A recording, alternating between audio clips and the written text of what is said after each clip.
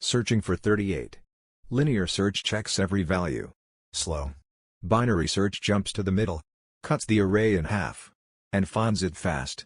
First, we create an array with sorted values. Then we set the target we want to find.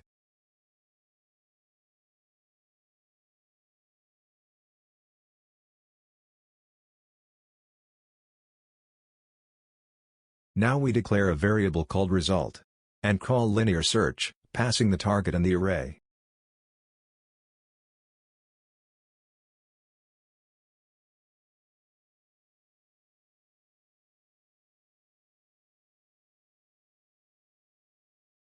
Linear search works by checking each value one by one from the beginning. If it finds the target, it returns the index where it was found. If the value doesn't exist, it returns -1. Here, we store that result in a variable. Then we simply check it. If it's -1, the value wasn't found. Otherwise, we print the index. In our case, the value 38 is found. So the output will be, found at index 9.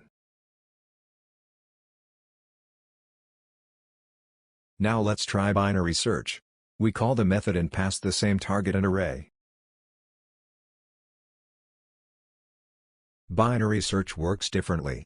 Instead of checking every value, it starts in the middle. Then it compares the middle value with the target. If the target is bigger, it ignores the left half. If it's smaller, it ignores the right half. This way, the search space keeps getting smaller.